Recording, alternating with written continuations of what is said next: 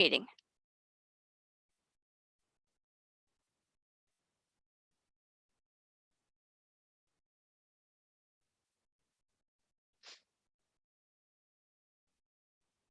And thank you for your patience. I appreciate it. Redirecting to YouTube.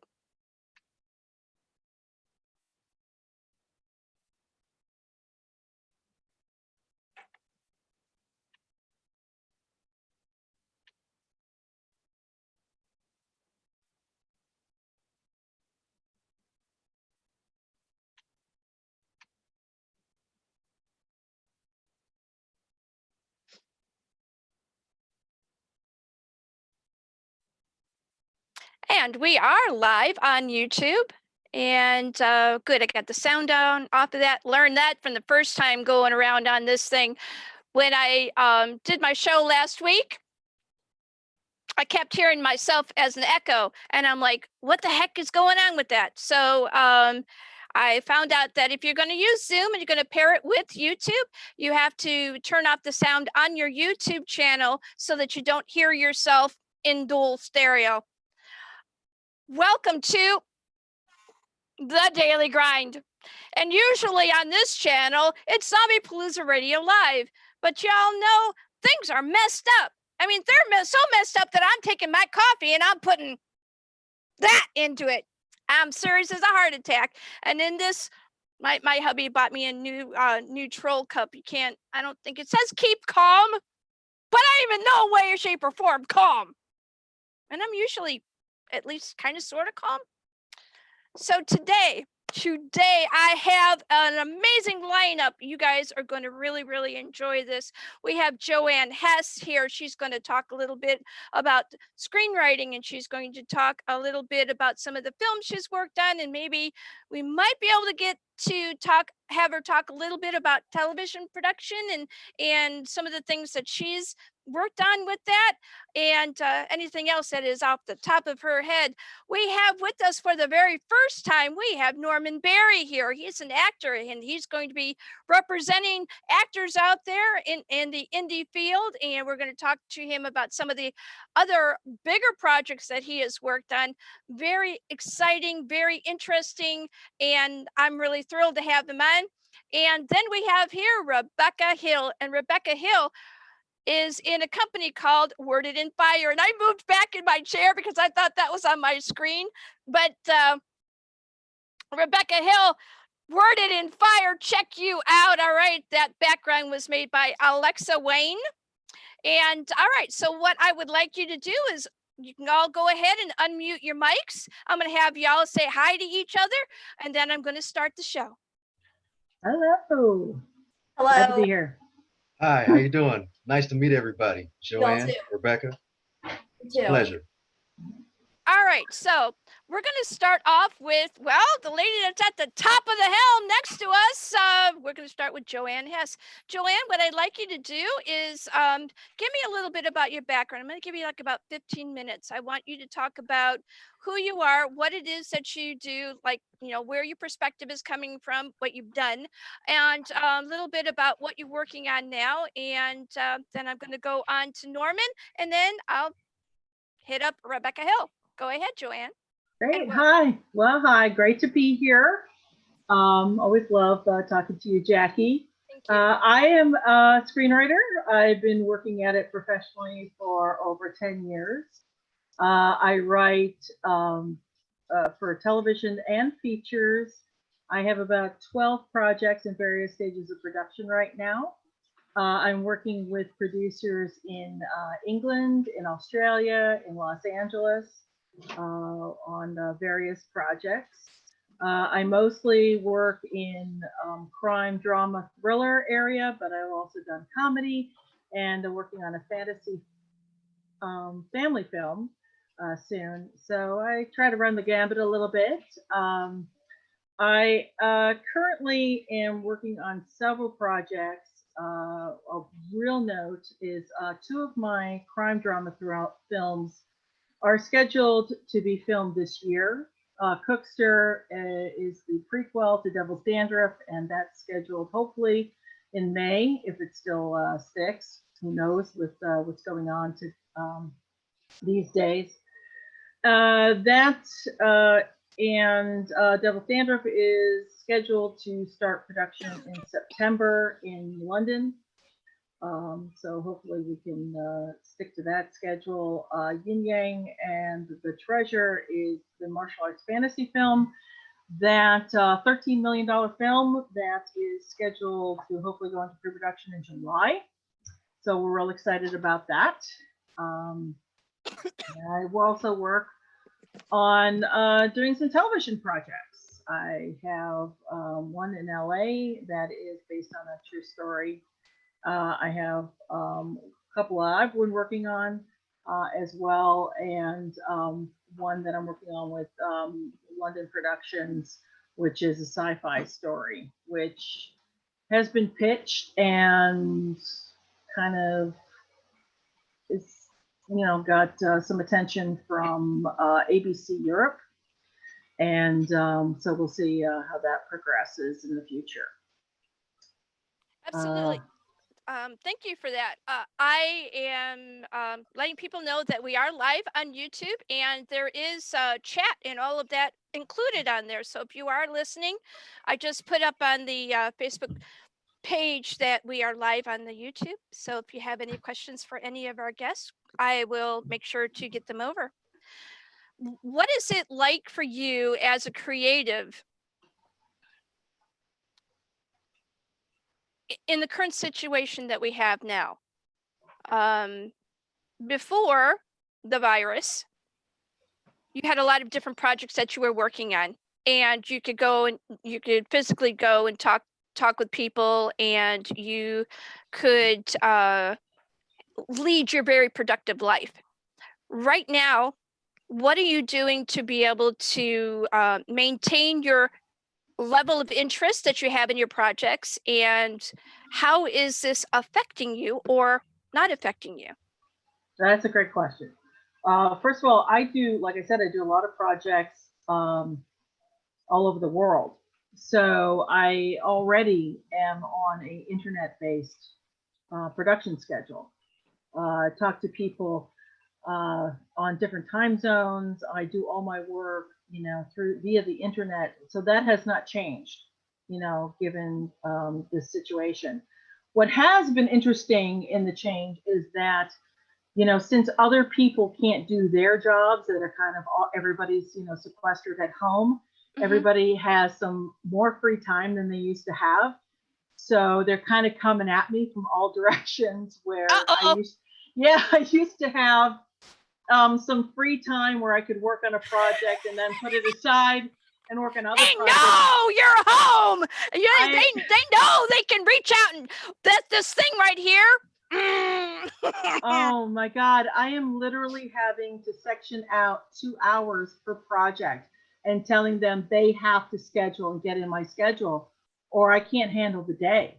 So right before I got on here, I was on a 3-hour call with London, going over a TV project. So it's kind of actually overwhelmed me in a way, because I have so many people who think, okay, well, since they have the free time to do it, then they're coming at me, but they don't realize there's 5 of them and 1 of me. So yes, it's been a little crazy, and I've had to be more forceful in telling people, I'm going to deal with you now and you now, and really schedule out my time. The bad side is, like I said, I had all these projects that were scheduled to go this year, and they were on a set production schedule. right. And with what's going on, especially in London, we're not sure if May is going to be a set time. So, that's kind of up in the air, which is unfortunate for us. We have never, at least in our lifetimes, had to deal with an outside influence that none of us can do anything about.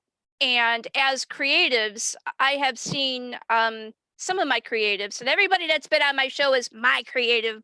I started that long time ago, about 7 years ago. I was like, these are my creatives. Like Jerry Lewis, when he does his telethon, these are my kids.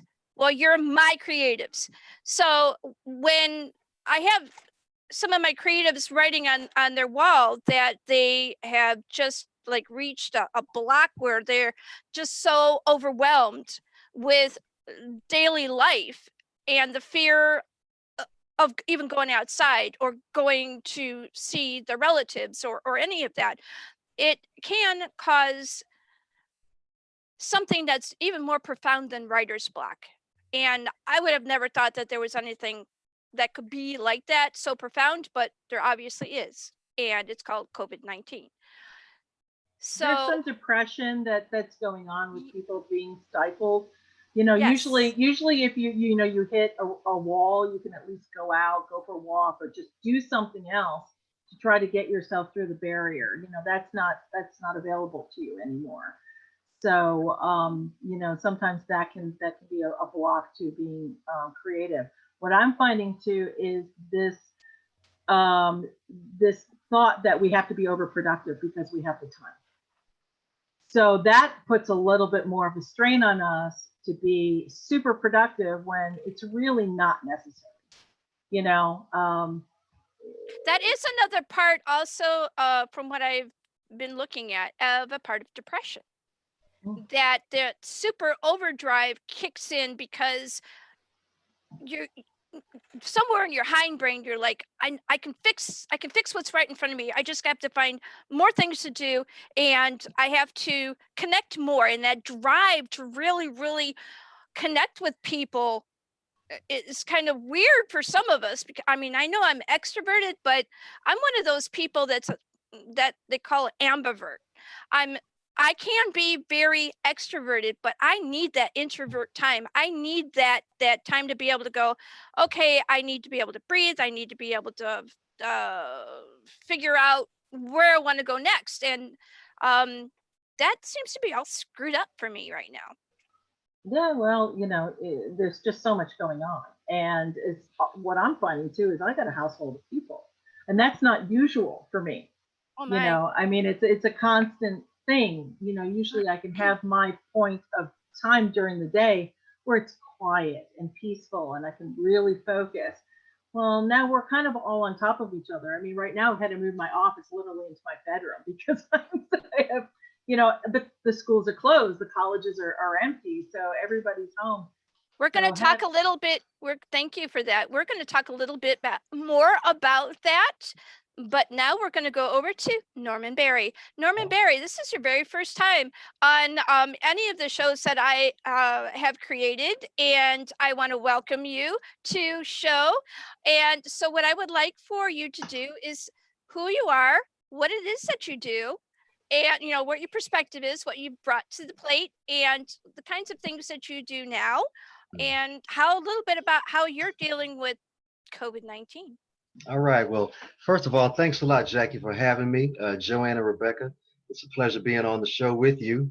This is my first time being in a medium like this, where I'm actually allowed to sit and talk about some of the things I've done and some of the things that I would like to do, as well as where I would like to go in my career, and so first and foremost, I am a Jerry Lewis fan. I love Jerry Lewis. I mean, I grew up watching The Nutty Professor every Sunday on Channel 43 here in Cleveland, and I would imitate. I would practically turn into Buddy Love walking around the house, saying stuff, and I would even act like. Hell no, not Buddy Love. Oh my Oh yeah, goodness. Oh no. I But mean, I get you. I hear that. yeah. I mean, I love the scene when he first breaks in and he wants that drink, the Alaskan polar bear, and he's coaching the bartender into how he wants, like when he goes, what'll it be? All that kind of stuff. But Can you do that part? Can you do that part? Do you remember it enough to be able to do it? I know bits and pieces of it, but I haven't seen it in a while. But every once in a while, I do snap into Buddy Love mode every once in a Now while. I got to watch it again now. So, what have you done as an actor? Talk a little bit about that. Give me about 2-3 minutes of your background. Okay, well, I've always wanted to be an actor or some type of performer in some way, shape, or form. I pretty much grew up in a family of entertainers. You know, my one of my aunts was the backup singer for Peaches and Herb, and my fifth cousin, believe it or not, is Isaac Hayes. And yeah, and while my aunt was singing with Peaches and Herb, she was dating Jim Brown at the time while he was playing football and so Oh forth. my, But wow. I wanted to be an actor since I was 4 years old, you know, and I consider myself going professional back in 1992. And I was in the military at that time, you know, and I was doing whatever I could to get out on stage and just let people know, here I am, this is what I can do, you know. So um, I got an opportunity in 1995 to really get in front of the camera, and that's when I really, really started taking off. I was an extra in the 1995 HBO film The Tuskegee Airmen. And I got to work with Lawrence Fishburne, Cuba Gooding Jr., Malcolm Jamal Warner. I was around those guys every day for 30 days. I had to take leave from the military to go down to Arkansas to be in that film, you know. And That's so, deep. That's oh really deep. yeah, I had to go the extra mile just to you know, pursue my dream, and I had to take some leave to do it, you know. But I've been doing a lot of musical theater over the years here in Cleveland. I've done more film work. I got to work with Denzel Washington in his directorial debut, Antoine Fisher. Oh wow. And most recently, I was in a film called Common Creed: The Epidemic, which was produced by JoAnn Bates. I played a police officer in that film, and it takes place in the early days of the opioid epidemic here in Cleveland. I'm a part of a task force to try to stamp it out and find the source and stuff. But I've been acting throughout my adult life. I used to work at Caribou House for a couple of years. I was a member of the theater outreach department, and I I used to remember go. Caribou House. Caribou House. Oh yeah, it's still up and running. It's the oldest African American cultural arts institution in the United Well, States. I tell you what, since you are on the inside over there, how about we figure out a way to be able to bring some of them over onto the show? I think that would be some rocking stuff right there. Well, I'd have to talk to my friend of mine. He's the artistic director over there. His name is Tony Size. Tony and I go back 20 years, you know, and so yeah, that's no problem. I've done That that would be before. that's deep. I oh man, don't make me cry. I have a fondness for actors, but I have a fondness even more so for those who have worked on the stage Right, because they have a different mindset. They right, can perform in a way that someone who is an actor who has, like say, been on a regular set exactly. is different. The way It they is. project and all of that. And the other part that I have found is that with my authors, I find that if they can talk to somebody who has actually worked on a stage, they can help each other in the way that they would set a scene, because literally on stage you have a scene and Exactly. everything has to be included or not included in that scene to be able to Right. make it across to the audience. And that bridge is like, it's exciting. It gives something more to it. So thank you for that. Give me a little bit more about how, so if or not, COVID-19 has affected you as an actor.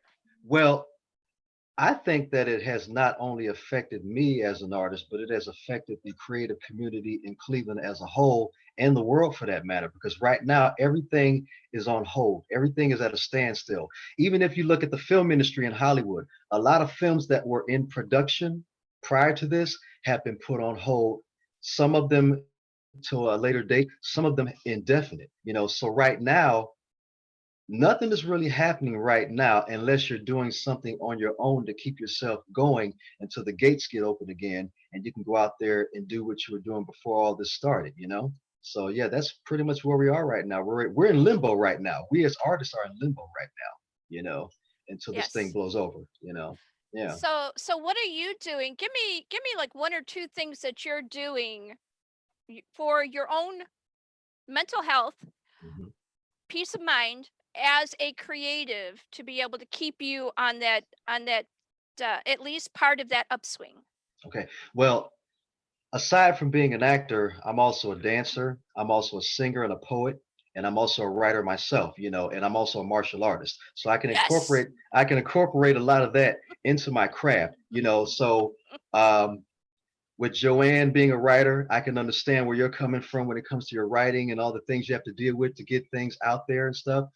I have a couple of ideas that I have put on the back burner for many, many years that I'm toying with right now to try to either make it into a screenplay or make it to some type of a manuscript in some way, shape, or form. So I have a multitude of stories on the back burner that I have a lot of free time to just sit down and develop right now if I just have the discipline to sit down and do it. One is a Western, and the other one is my take on the Black exploitation era in Hollywood in the 1970s. And that's one that's dear to my heart. It's entitled How the Black Actor Saved Hollywood.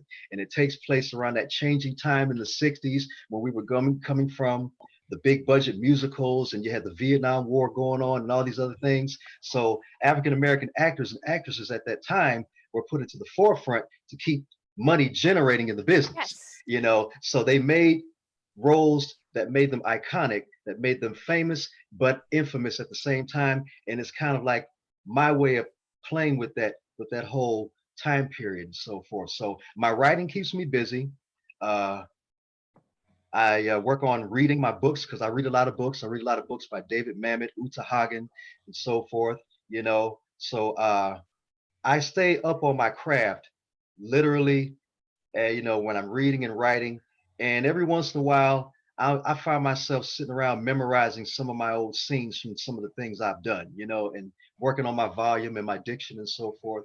And that's pretty much what I do to keep things going up in here. I when I put these shows together, especially when I'm bringing on multiple people from different ends of the planet, I really go for that gut feeling of what would ride in a good light. And I think I did good.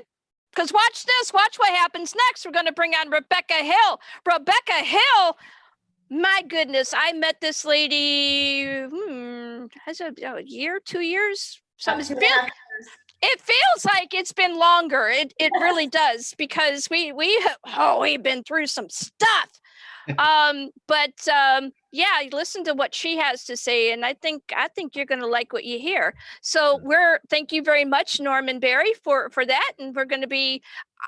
Everybody has some photos that I'm going to be putting up on the screen and all that. So I'm going to get to that.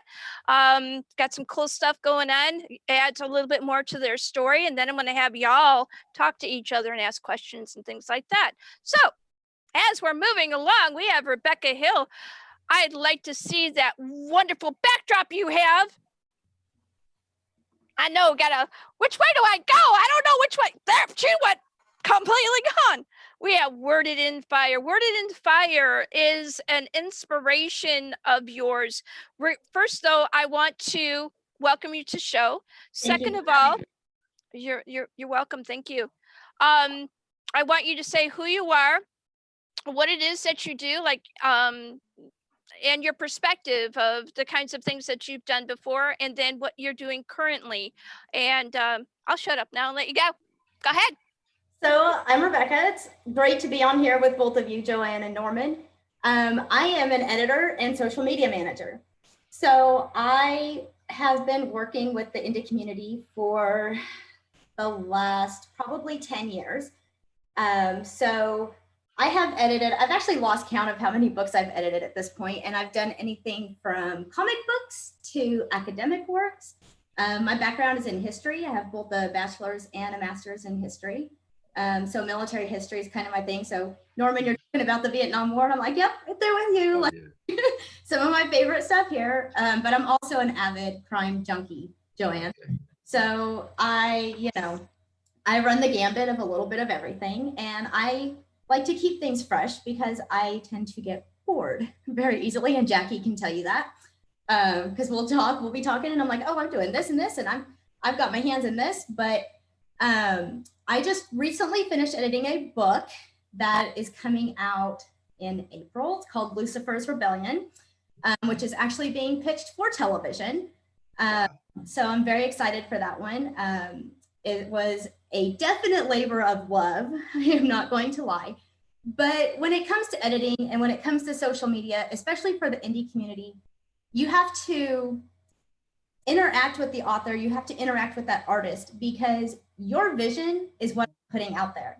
So if you send me a manuscript, the first thing I do is I print it off and I read it. I don't touch anything. I don't change anything. I just want to see what you're coming to me with. And then I will sit down with you and I will say, here is what I see as a pitfall. Here are things that do not make sense. What can we do to fill this hole?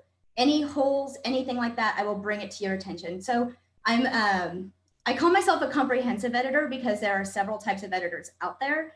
I do it all.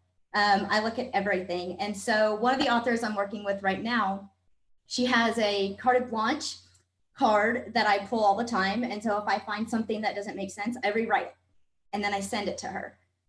So I do all of my edits as a suggestion because, okay, let's just be real, okay? Any of you guys in the indie community, this is how it works. And if anybody tells you different, they're lying, okay? I frame it. You wrote it. All I'm doing is polishing and making the frame look pretty. The work is yours. And I have nothing to say end all be all. I am not going to come to you and say, this is how it has to be, and you're going to do it my way. End of story. Anybody tells you that, tell them to take a hike, okay? That's just me. I have so Norman, I'm also an Army veteran. Right. Thank you for your service. So we're coming at it as I was a military spouse first, then I did 30, had a midlife crisis, and I was 2 kids at home, and I was like, I'm gonna join the Army, because what else are you gonna do? So I did. But I have a tendency to be a little bit intimidating, so apologize if it comes off that way. But I have never strong-armed a client into anything. What you have to understand, and when you're looking social media wise, Jackie, we sat and looked at your social media before and was like, here's tweaks. This is what's going to make it better. Yeah. It's little things. And I have clients that are like, I don't want to do it. I'm going to give it to you. Great. So I took a client from 70 followers on Twitter to almost 400 now. I've been working with her for a couple of months.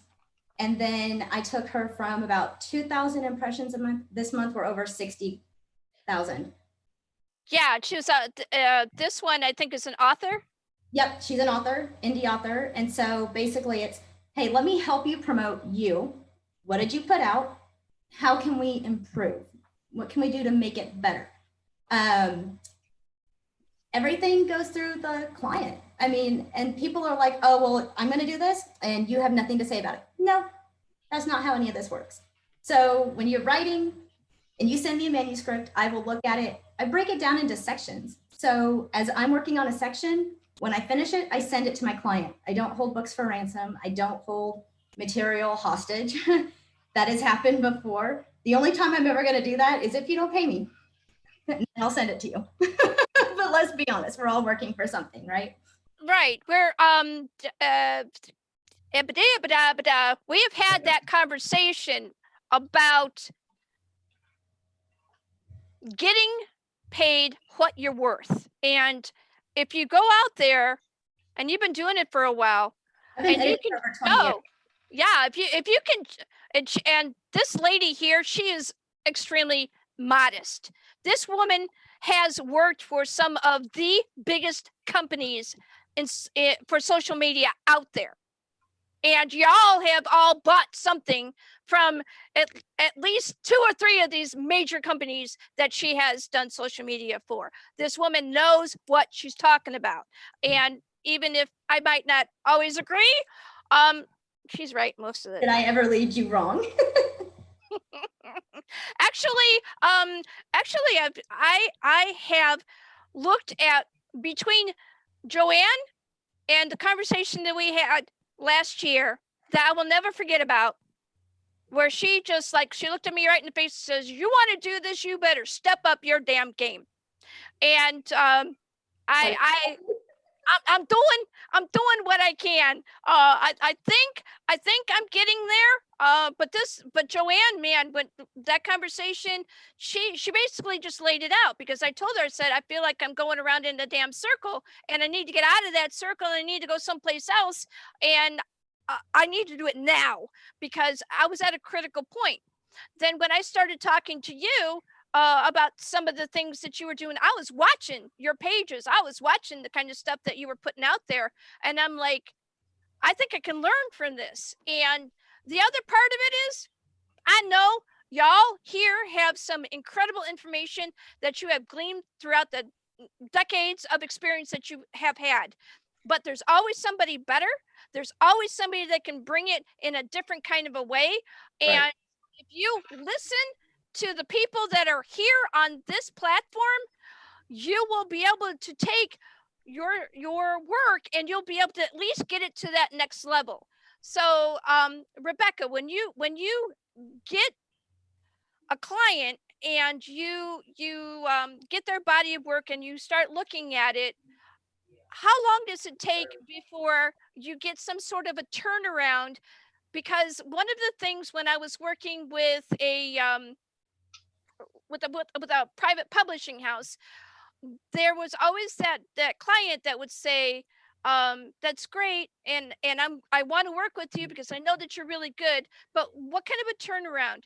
So can you give me a little bit of that before I start and open up the platform as a whole? Yeah, so I actually talked to the client to see what they want as their turnaround, because some of them are coming to me with, so I scheduled this book to be published in 2 weeks. Don't ever do that. You want to see me with my hair sticking out like crazy, you'll get it. I usually ask for a month to 6 weeks total, because I have a very refined editing process. And it's not just you send it to me, I'm going to edit, and I'm going to send it back.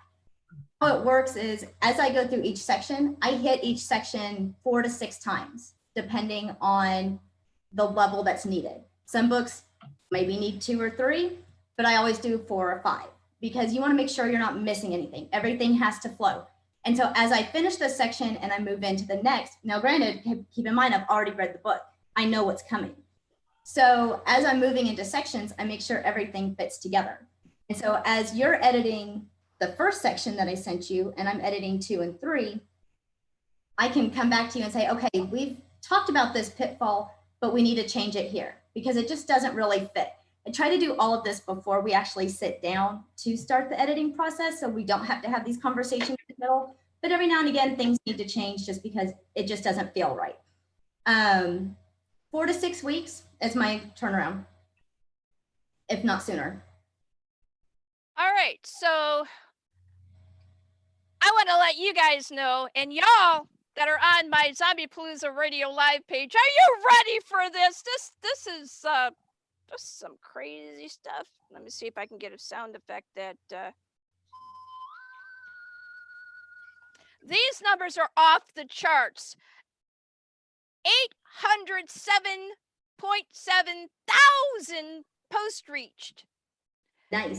99.6 thousand post engagements and 481 new likes on Zombie Palooza Radio Live. Wow. I think she knows a little bit about what she's doing. Well, maybe a little bit. You know what I mean? The other part of it is just a little bit. So the other thing is when you're getting in there, like say if you are a creative and you either write screenplay or book, it is more likely that you have already tried to go the route of let's take it to someone and let's see if they can fix it. And you probably have run into a bunch of promises and a bunch of I can do this better than anybody else on the planet, and then you get crickets. Or you get something that comes back and you're like, maybe my 12-year-old could have done it better, and I don't even have a 12-year-old. What have you experienced, Rebecca? Have you experienced any of that? Anybody coming to you and saying, I don't know if I trust your process. What can you do to help me trust your process? So I actually had a client tell me that my process sounded too good and that I sounded a little overconfident. So I actually keep recommendations from other authors that I've worked with, because sometimes they need to see that you've worked with somebody else. If you can show the work and you show the process of here's who I've worked with. You know, I've worked with Alexa Wayne for almost 2 years now. I edit all of her books and I help with social media. We've talked this, that, and the other. We bounce things off each other all the time. And so when you build, here's the key when it comes to editing and writing, there is a relationship between the author and the editor.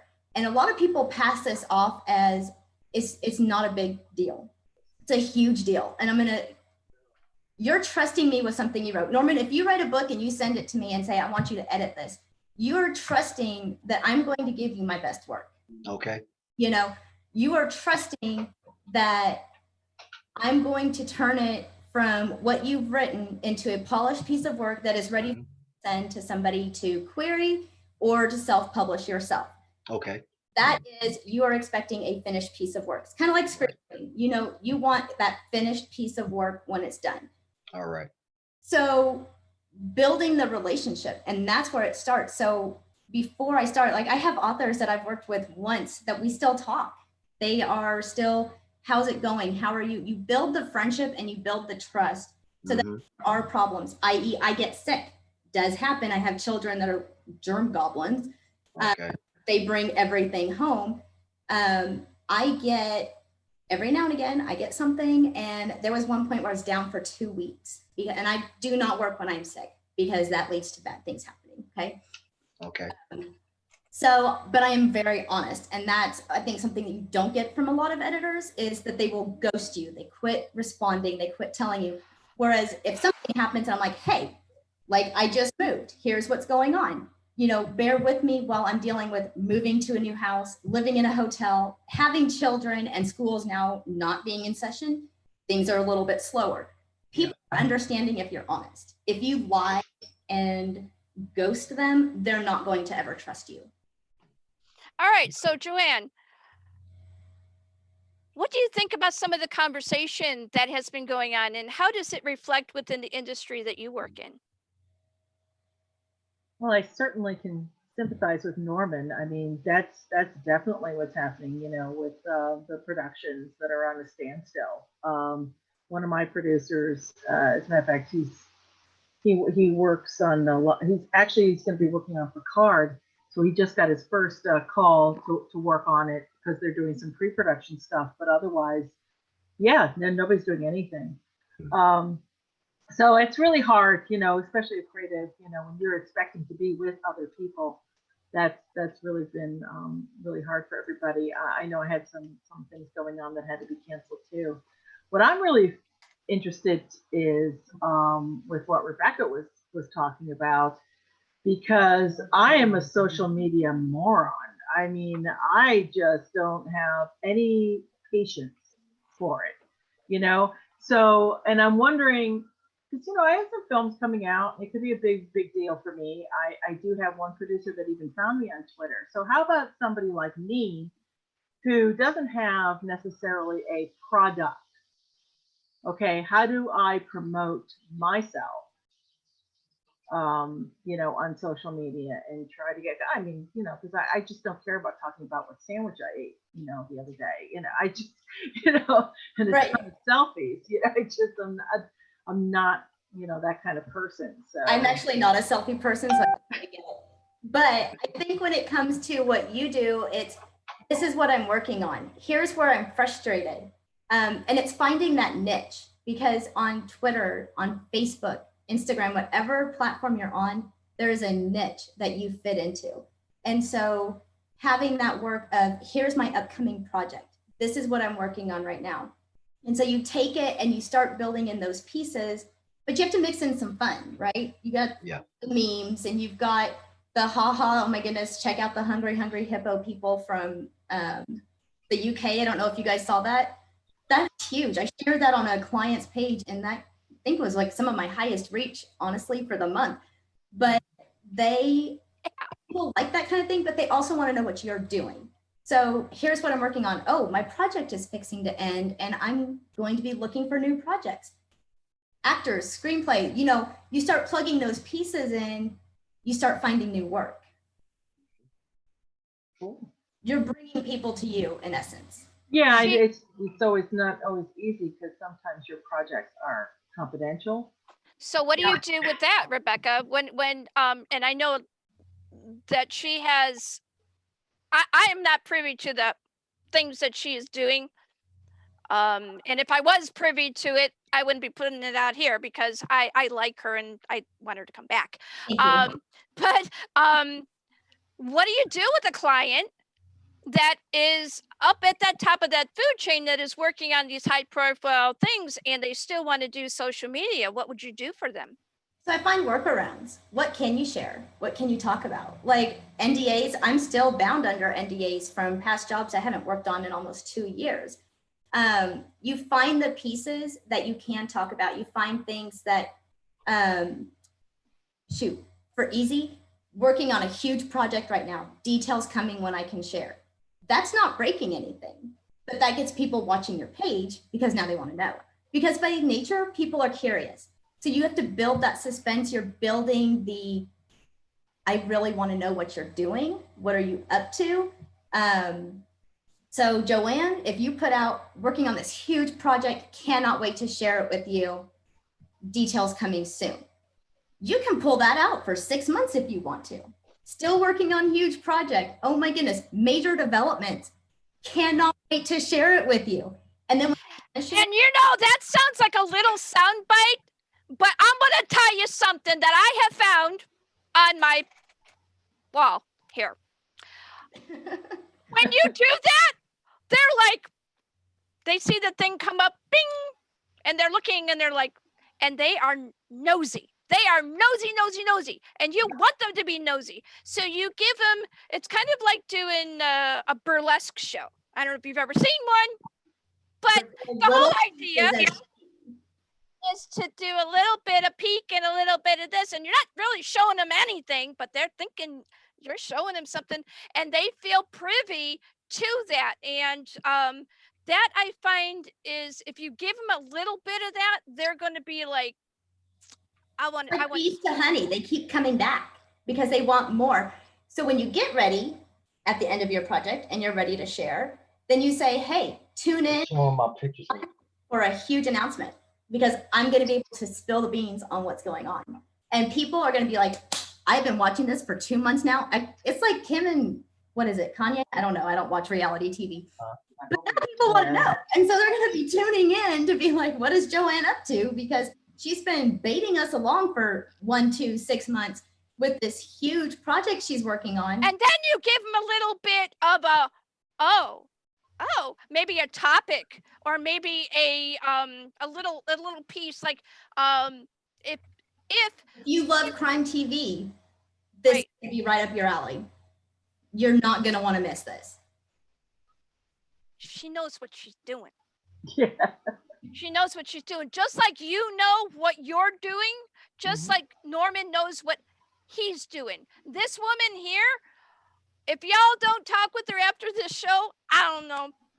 I know you got busy stuff, busy to do, but in this, especially in this time frame, we need as many eyes on stuff that we're doing because everybody else is so concentrated on that COVID. But the other thing I'm finding is that as I'm looking through my regular wall, not the radio wall, but my regular wall, there are a lot of people that are practically begging for anything other than something about what is happening in reality. They are looking for something that can take their mind off of it. And that's where the films come in. That's where the acting comes in. That's where the screenplays and all the whatever the heck you can come up with, that's where that comes in. That's why this is so important. And you don't have to stress on how to do it.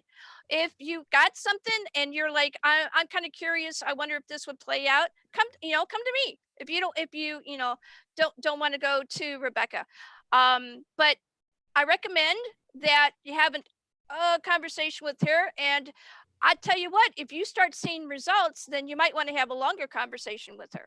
Right. Okay. Just as For you too. I mean, you're building a portfolio online for yes, people to see. And you got to tag those people, get that niche that is going to see you and say, like, oh, he's been in this movie. Well, now I'm going to go watch the Tuskegee Airmen again because I got to look for you. so I've been putting up photos for Norman, and what I would like to do is talk about some of the photos that I have that he is so graciously willing to share. So about this particular photo, talk about it. Okay. Well, one of the things that, if I must say, one of the things that is a lifeline for artists, one of the things that we do to keep our names out there is that we network. And that is exactly what we're doing right now. So JoAnn, Rebecca, if you're working on something in the future and you think I fit the bill, hire me, please. But anyway, this is from Jet Magazine, and I was unaware of this photograph being taken while we were on the set.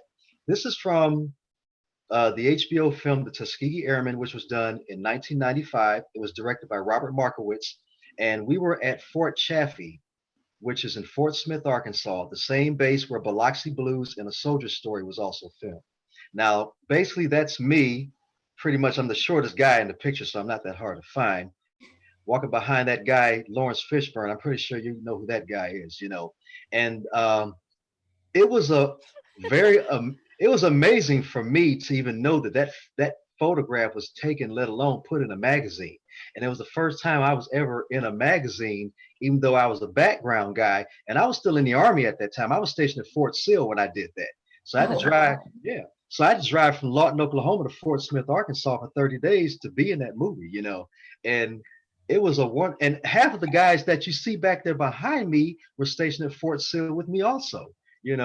So it was very amazing, because I got to get a lot of information from the leads on that show, on that film.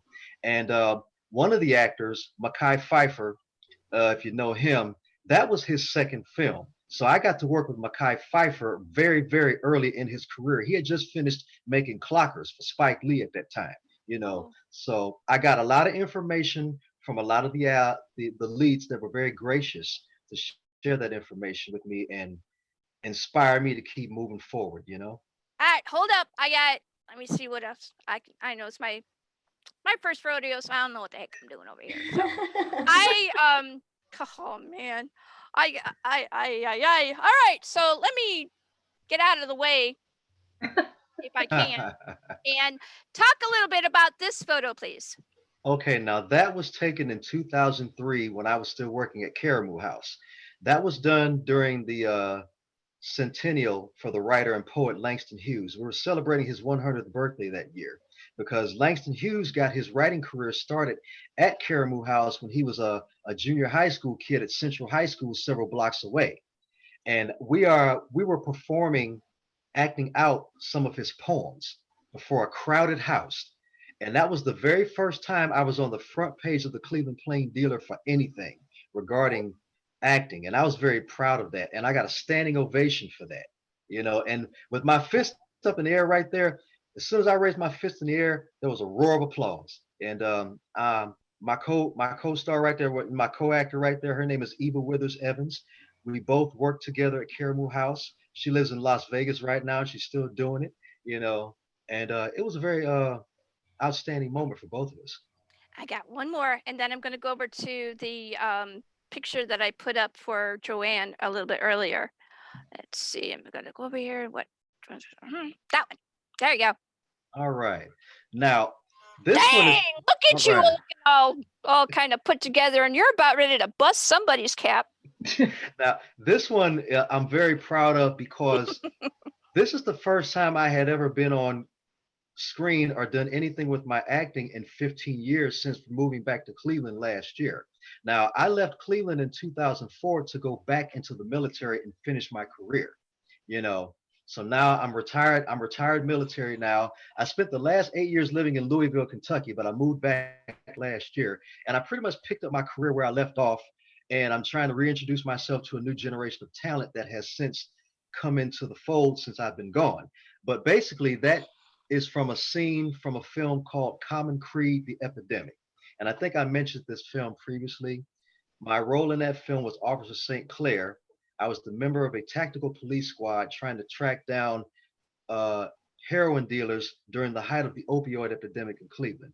And we did that out. My scenes at that time, we did those out in Twinsburg. I'm right outside the Rush Hour Grill when I took that shot. You know, so yeah. Right near me. That's and the other Intense. thing, the other thing about me putting up like 3 of these different kinds of photos is for people who are going to be watching this, who produce in film and either indie film or in big box film, to give them a little bit of what you are like and clue them into some of your other things. I'm looking at a couple of other photos that JoAnn is sending me. So I'm going to, right now, I'm going to switch over, and thank you very much, very much for that, Norman. All right, we're going to go and we're going to shift barrels over here, and we're going to go over to JoAnn Hess, who has a pretty impressive photo over here. If I can get the heck out of the ways. Yes. Check that out. Nice. Talk Yeah. about that. And the Yeah. shocked look on your face, too. That's the deer heads and the deer lights and the headlights. Deer eyes, whatever. I was inducted into the Indie Filmmakers Hall of Fame for screenwriting last year. All right. At the Indie Congratulations. Gathering. Yeah, Awesome. thank you. Thank you. Congrats. Out of the way and all of that. It's very, very, very cool. I'm very, There! very honored. Yeah, there you go. There you go. I It's- figured it out. I know. It's quite an honor. There's a lot of brilliant filmmakers in the Cleveland and Talk a all little bit over. about, can you talk a little bit about Horror Hotel? Was that where you won that? no, that was an Indie Gathering. Okay, at Indie Gathering. Okay, Christina Michelle Yeah. and Ray Such both run both of those. Talk a Yeah. little bit. Ray's a good friend of mine. Ray's cool. Okay, well, it's this year will be the 25th anniversary, and it is going to be massive. Hopefully, everything will be on time. It's not out until August, so it should be. But yeah, they're planning on some crazy stuff. So filmmakers from all over the world come there, and it's amazing because actually it was my very first film festival. I have to say, and God bless both of them, because I didn't know what the heck I was doing. I didn't even know I was there. I've never been to a film festival before. It happened to be one of my scripts won first place in action adventure, another one second place in family, and they were like, they just immediately grabbed onto me. They knew I was completely lost, and they said, "Come on, we're just family here."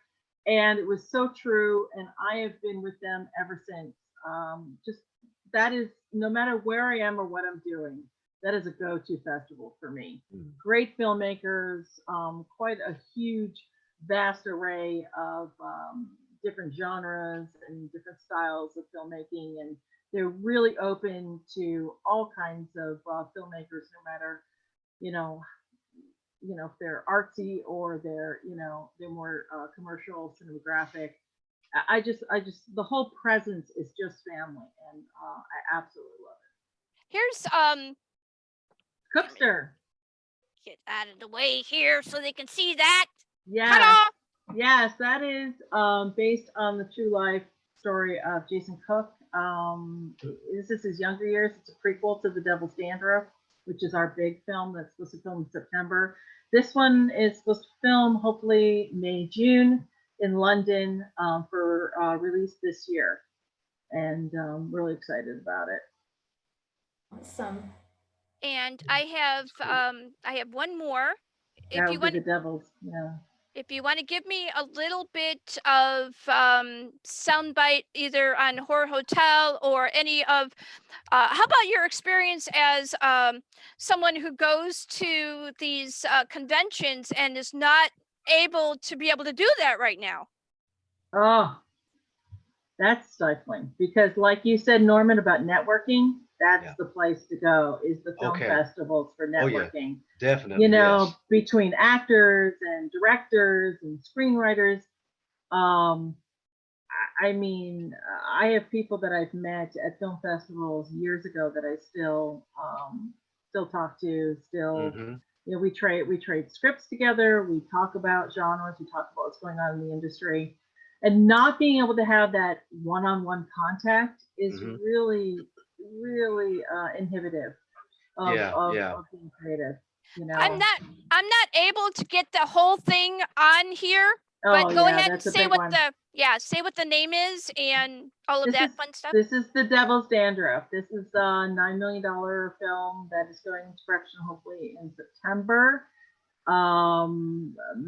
It's going to have worldwide distribution, Wow. so theatrical distribution. So we're really excited about it.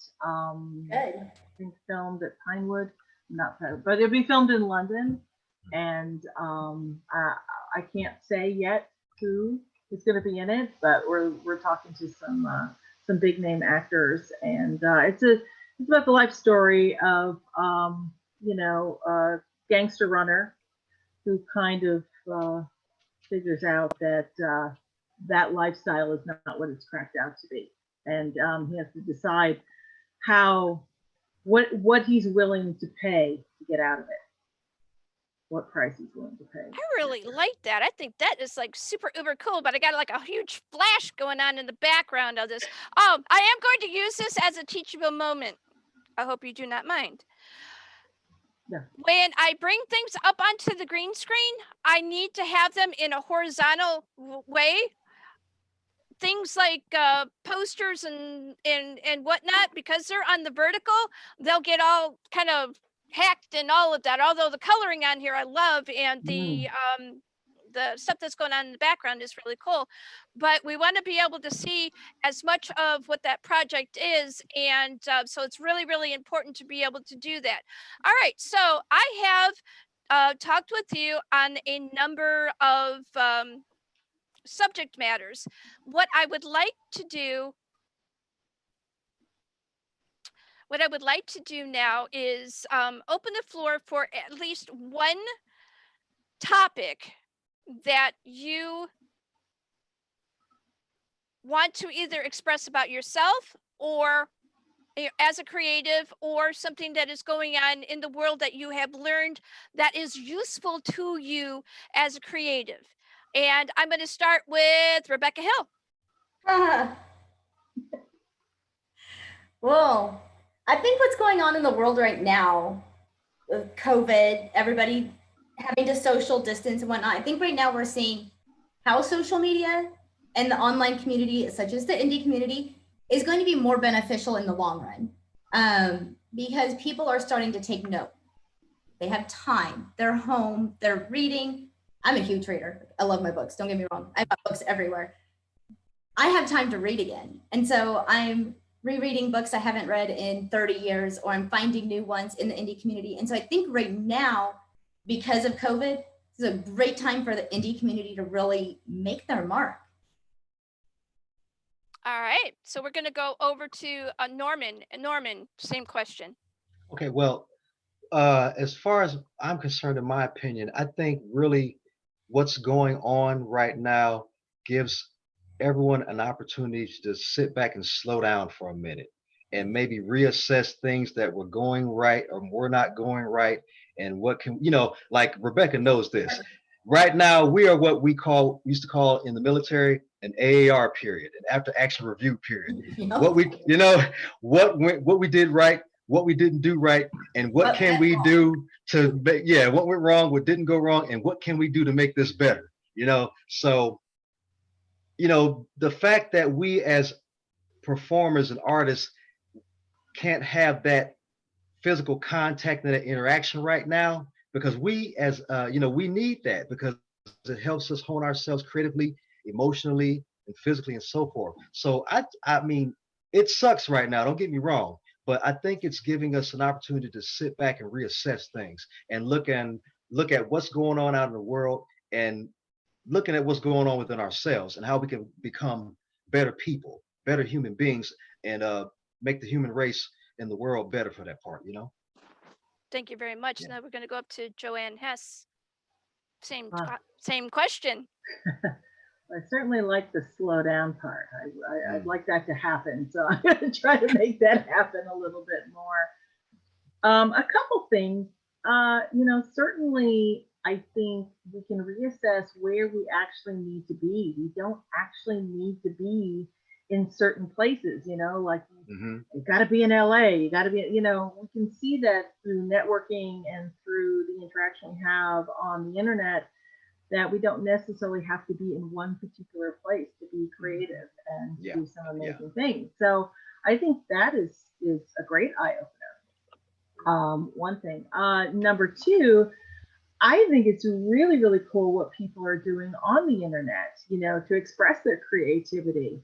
You hear the violins playing, the songs playing in Italy, on the balconies, and people who have to keep distance but yet somehow connect. And that to me is miraculous because human beings are still trying to make those connections wherever they can, even though they physically can't be together. And I love seeing that. That is one of the few things on social media that I'm really enjoying seeing.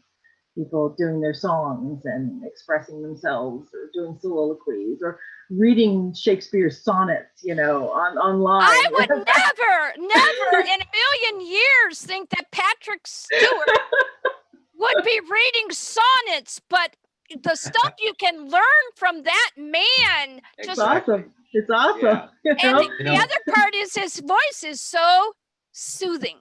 Yeah. Yes. And that's some of what we need too. We need that voice that kind of like helps to calm things down. But I think we're seeing a better side of people too, because if you look and you're watching social media, people are doing the bears or the animals in the window and they're having drive-by scavenger hunts. I mean, who would have thought? I mean, I love scavenger hunts, don't get me wrong, but whole communities are coming together to keep kids entertained, which is a huge deal. Like I have 2 children at home. Yeah. Me. Hello. Like there are reasons that we have different things, but I'm sitting here and I'm watching teachers completely turn everything upside down to make learning still possible. And I'm watching older members of our communities reading the stories and sharing bits of information, going back into, even some of them I think are doing live streaming of this is what it was like growing up during World War II. This is what growing up in the Great Depression. Those are all teachable moments, but they're fun because kids are sitting there going, not just watching television, but learning something. And so we're seeing the different side of people who actually, like you said, JoAnn, we're all slowing down. Norman, I think you did it too. We're all slowing down somewhat. Maybe sleep will come into the picture again soon, but we have that time to reconnect and really figure out, okay, do I really enjoy doing this? Or am I doing it just because I need to? Right, exactly. The bad, the ugly, you're kicking things out that you don't need. Yeah. And and one of the things if I may add, is that there are a lot of individuals out there that are using the resources that are available to them right now. With Patrick Stewart doing Shakespeare, Elton John hosting internet concerts with various artists in different locations and things. They're doing what they can to keep everyone plugged in and keep something going until all of this blows over. It's almost like, everything's getting started back up right at the grassroots level and working its way up from the ground up, and it makes me think about when I talk about using what's available to you, when I think about Robert Rodriguez, the director Robert Rodriguez, when he first made his first film, El Mariachi, he made that film for $7,000. And he had to use a wheelchair in place of a dolly, and he had to stand on too. It works. So and he had to stand on a ladder as a crane, so we're getting back into that right now of doing what we can with what we've got to keep things going, Absolutely. Part of why I'm doing the daily grind and the way that it is, outside of Zombie Palooza Radio Live is because Mhm. number one, that show is a 5-hour show, a Okay. weekly 5-hour show, and there's just, it's too much, I think, to be able to get all of that into one chunk right now. It's easier to be able to pull out these shorter versions, and we're all working daily, grinding on Exactly. something as a Right. creative. And Mhm. you do whatever you gotta do. I'm not necessarily saying you gotta do this, but you know, I like my coffee. Yeah. Some people like this, and some people like, you know, mix it together, like, you know, Irish coffee and all of that kind Mhm. of thing. Yeah. Mhm. You have to, as a creative, you have to find what speaks the loudest to you. Now, I appreciate every single one of you coming to the Daily Grind today, talking about your story, talking about your creative flows and how you're making things work, and the real gut level of where it is for you as a creative in each one of your industries. Thank you ever so much for doing that. Thank you, But I Jackie. want to do, what I want to do now is give a shout out to all of those frontline workers. My daughter included, my husband also included. My daughter works in a home healthcare facility, and she is in house one of 3 houses. The second house was hit really hard with a lot of pneumonia patients. I think there were up to 11 or 12. And at this moment, there isn't a infraction of COVID there. We're hoping that it stays that way. What I'm asking for, anybody with a sewing machine and some fabric and some ribbon or some elastic, y'all, it's a straight line stitch. It's so super easy. There are plenty of YouTube videos out there showing you how to do it. But one of the things that my daughter was saying for making those masks is that if you're going to do the one that's got the 2 pieces, front and back to it, put in a layer that is a thicker material. And I got it right here. I got its 808 craft fuse, and that acts like a filter. And if you make the this is difficult for me to talk about because this is my kid. Right. If you're making the masks, make them so that you can take that insert out and they can just throw that away in the garbage. And the cloth ones, and I bought superhero Wonder Woman stuff Awesome. because she's like, you know, and all of y'all, you got me right here. That can get thrown into the wash, and that hot water is hot enough to be able to take care of that end of it. And then you just put in a new insert. So when I do these, I'm gonna cut a bunch of these inserts so they can take them out and just throw them away. Make sure you also denote which is the front and back of the mask, because a lot of them, when they take them off, they're putting them back on backwards. So you have affected areas. So do like a piece of ribbon down the side so they know it's the front. My the nurse here. Thank you for that. Okay, so I have regular grosgrain ribbon, and my husband, who used to be a medic in the Army, they would use the old-fashioned ones where you had to actually tie them into the surgeon knot and all of that. Yeah. He said that about 9 inches is good for tying and doing it both top and bottom and getting that on there. I'm hoping that is going to work. I know nothing about surgical nuts, but I might actually learn how to do that too. And so I got that part. Now, JoAnn Fabrics is out there, and they will give you a yard of, I don't know, put their thing out here. I think it says JoAnn Fabrics on there. But anyway, this is JoAnn Fabrics. It's their bag. This is the fabric that they gave me.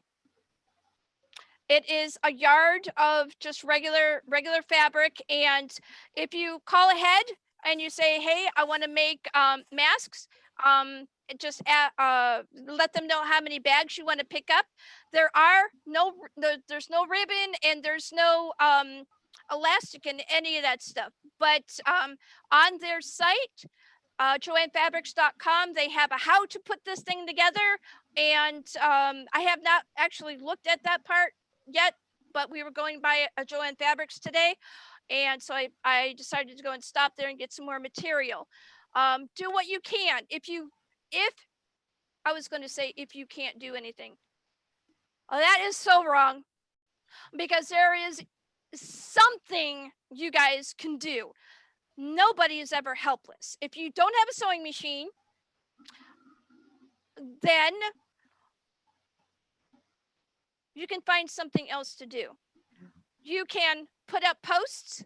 You can do something that is inspiring to those who are working in this in these frontline worker positions. You can send out your thanks. You can call them and say thank you for doing all the stuff that you're doing out there and helping to keep us safe.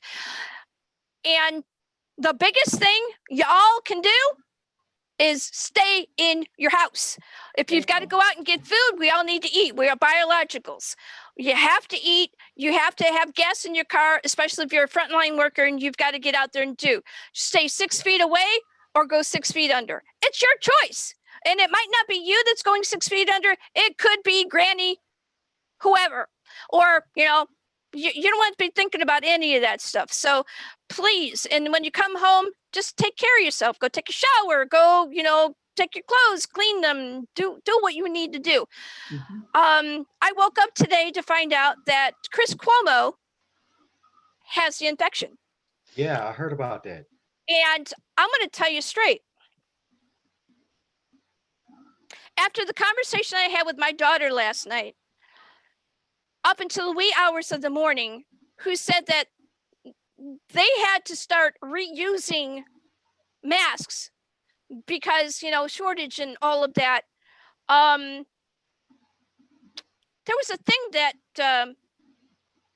they had given a piece of paper, and it said, take the masks home,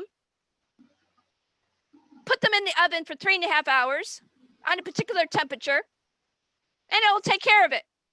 And I went, oh, hell no. Because first of all, my oldest daughter has 2 children, one though that has immune deficiency situation going on.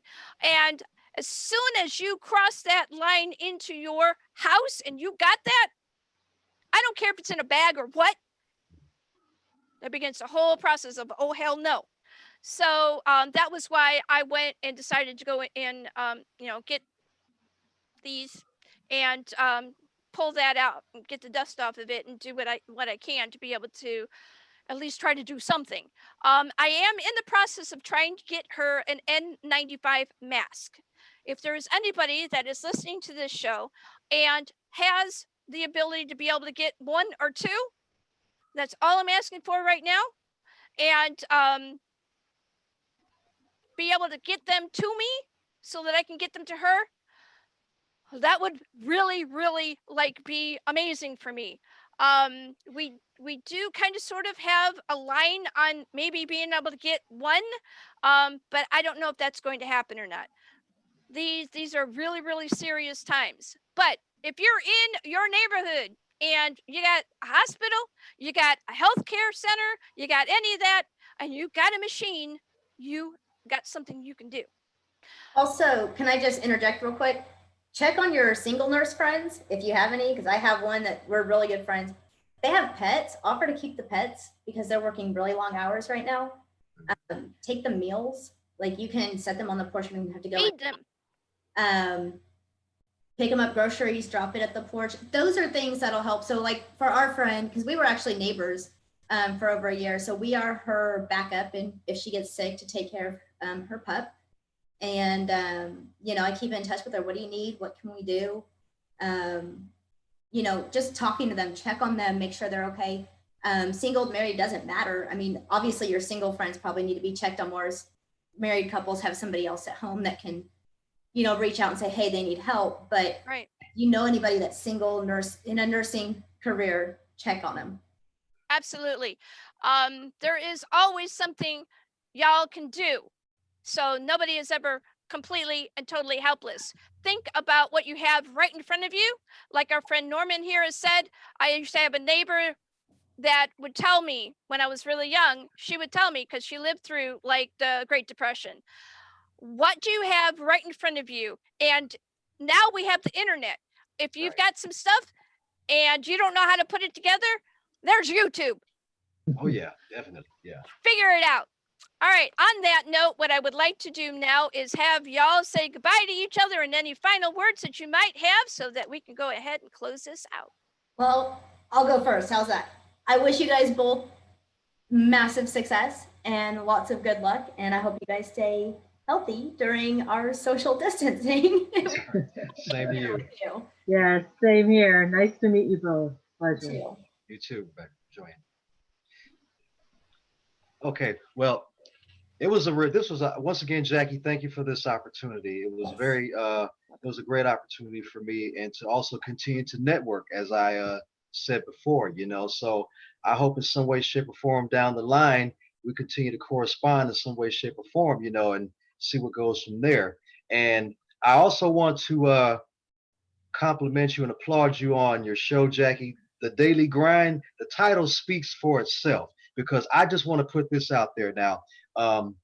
Now, I am an entertainer. I'm an actor, yeah, but I have a 9 to 5 just like everybody else right now. Because I haven't made a boom in Hollywood, I haven't made a boom in New York yet.